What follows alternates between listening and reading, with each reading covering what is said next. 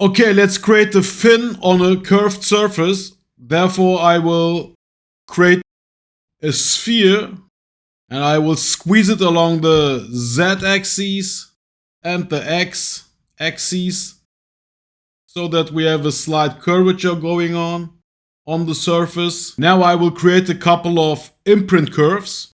So the first one will be a line along the y-axis.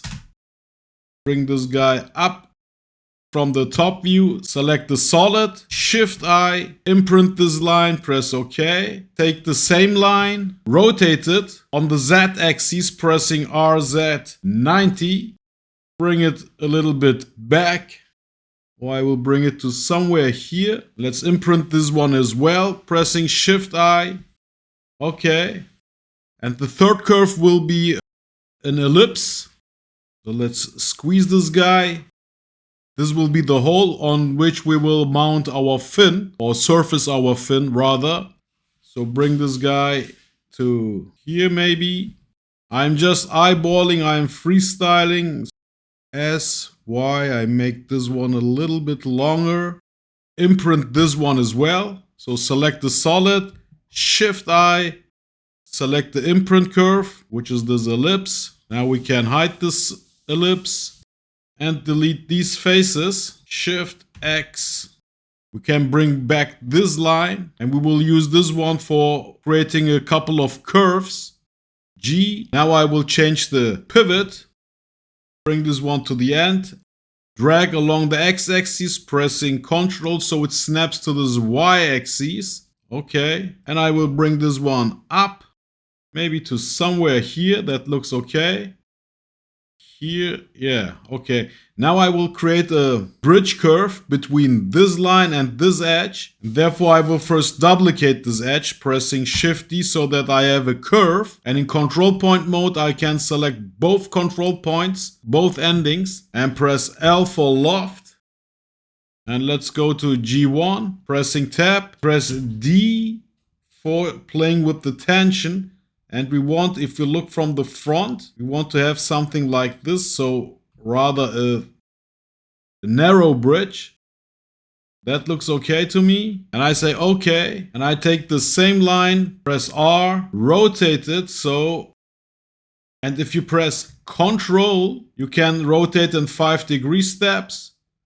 And that's what I want. And if we look from the top view, we have again this line on the y-axis. And now we will make a bridge between this line and this edge. And we will do the same here. We will duplicate this edge, Shift D, okay. And in control point mode, let's first check this one. That's this line, line 001. And in control point mode, I Control Shift select this control point. Plasticity asks me, which control point do you want? Which vertex? And I want the vertex of this line 001, not the one from this bridge curve. So I select this one and I Shift select this control point, press L again. Let's look from the side, play with the continuity, pressing Tab. G1 on both sides. We can play with the tension. Okay, that looks okay. I say okay, and I don't need this line any longer. I can deactivate it or delete it. And again, I will Shift D duplicate this edge.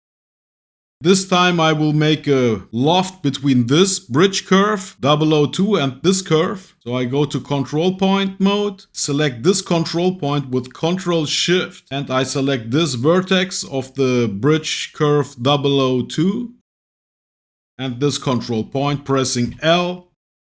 Again, let's look from the side and see which one looks best. We can also give this one G2, leave this one at G1 by simply clicking on this icon.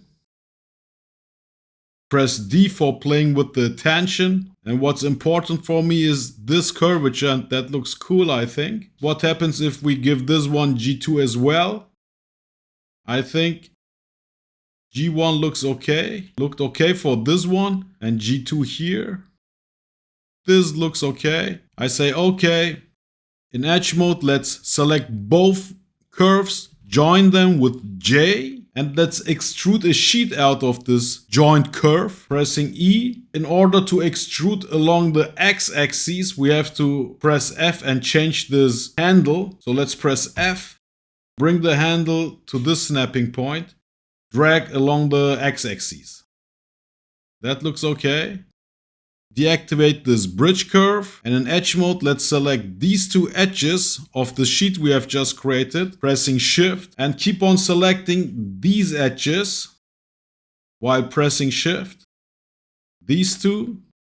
Press L for loft, leave it at G1, select this one as a guiding curve. Okay, in solid mode, delete this sheet. Select the one which we have created, the actual fin. Alt-X, mirror it to the other side. Activate union halves. Press OK. Select both sheets, J, and boom, we get a solid. Hide the curves. Select the solid. Look for delete redundant topology, pressing F. Just type in redundant. And if we hide the edges, look with another shader like this. You see that we have a cool fin going on.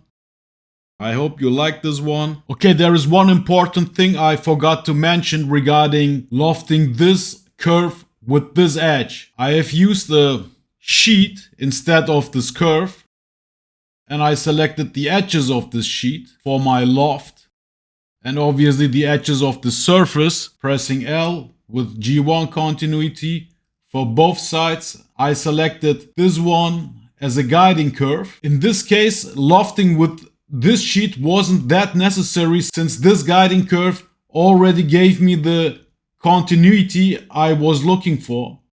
But I did this anyhow with this sheet. Let me show you why it is nevertheless a good practice to use a loft with the sheet in this situation instead of a curve. Here I have a similar setup, but this time without guiding curve. And if I select both curves and loft them, I get this situation, and I don't have the opportunity to create a continuity here since I am lofting with a curve. And if I mirror this created sheet to the other side with Alt-X, I get a sharp edge. Let me duplicate this whole setup and delete these sheets. And let me show you what happens when I loft with the edge of a sheet created out of this curve. So I select this curve, press again E for extrude.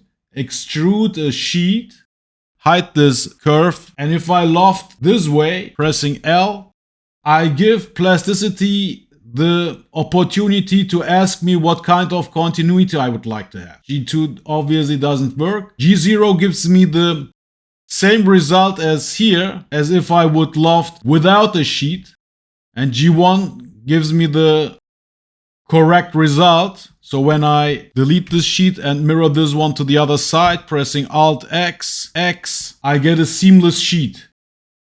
So like I said, in our example, it wasn't that necessary to create a loft with a sheet, since this guiding curve already gave Plasticity the information it needs to create a surface with the continuity.